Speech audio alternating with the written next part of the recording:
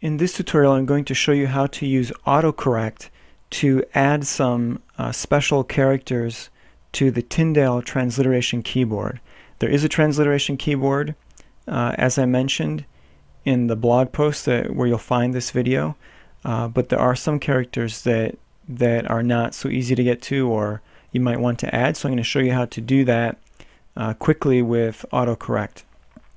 So the first thing we do is we'll go to our dissertation template, and we'll have a situation where we're entering some text, and we want to now enter some transliteration text. So what we need to do first of all is switch our keyboard to the Tyndale Greek keyboard. You can do that using left, alt, and shift, or you can go down to your taskbar and select it from the list that shows up in that pop-up window. So once you have the Tyndale Greek keyboard, now you're going to press caps lock, and that brings up the Tyndale Transliteration Keyboard.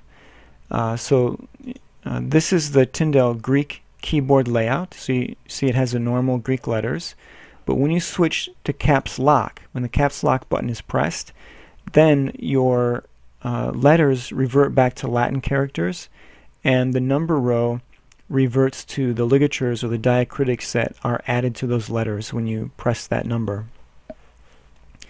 So when we come back and take a look at that, now when I type in, for example, an H and then the number 8, I will get the letter chet, and you'll notice that the dot is not lined up and perfectly under that. That's because of the font that I'm using. Times New Roman doesn't have perfect support for the transliteration that we want. So what I've done is I've created a transliteration style. So all you have to do is apply the transliteration style, which is a Gentium font in italics, and then it will look just as it needs to look. Now, the problem is that the Tyndale Transliteration Keyboard mapping does not have an alef or an ayin. So we're going to add those. First, the long way, because we need to actually get the characters in so that we can then set up the autocorrect.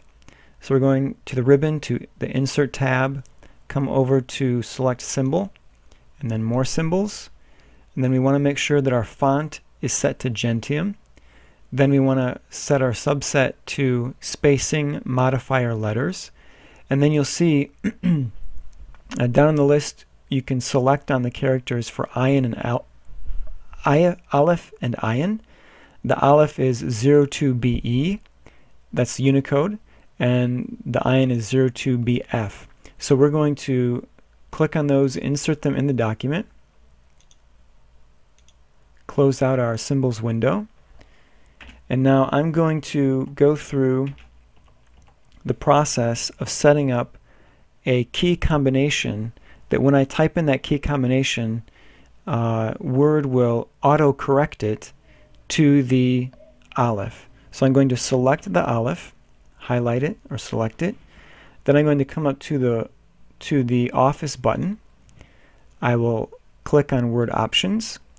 In the left menu, I'll select Proofing. Then under AutoCorrect Options, I'll click on that. And I do not want to install those. And now, here I have some fields. The cursor pops up right away in this Replace field.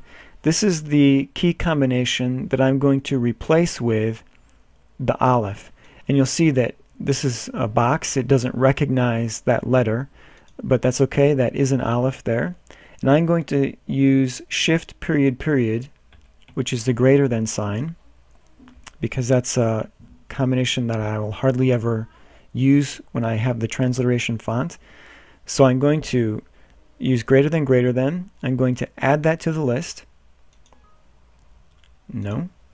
And so now it shows up here, greater than is going to be equal to alef. I will hit OK. OK again. And now, let me just go ahead and hit Shift period period, and you'll see that converts right away to an alef. And I've already set up the ayin as well. That's Shift comma comma for ayin, which is less than. And you can select, if you have symbols, as it is right now, you can enter everything you need for the Tyndale for transliteration in Ugaritic, in Egyptian, or whatnot. but you may find that you want other characters than those that are in the SBL guide. If that's the case, then you can find those in the Unicode mapping, and then you can set up AutoCorrect for those yourself.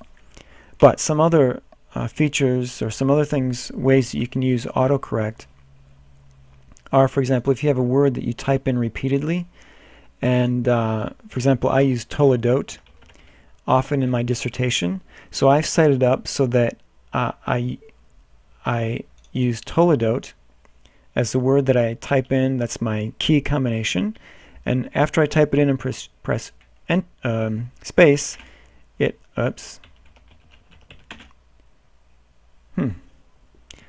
interesting. It's not shifting. I have to. This is a good point. Right now I'm in the Transliteration Keyboard, and you'll notice that when I type in shift greater than, it reverts to the ayin. Now I don't have the right font applied because I took it off. But when I shift, let me shift now to the English keyboard and take off caps lock, or leave it on, it doesn't matter, I just turn it back on, and now I'll hit shift period, and you'll see this does not convert to the ayin or the alef. Either one will not work, and it doesn't matter if the caps lock is on or off. So that means that this makes it especially useful for the Transliteration Keyboard. But now when I type in toledot, because I'm back in the English keyboard and hit space, that will work for me.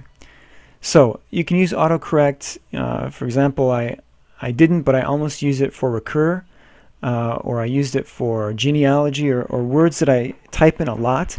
You can type in a key combination like GN, and it will spell out the whole word for you. And so it's a quick way of typing some things and makes it less tedious. So there you go. That's AutoCorrect and transliteration.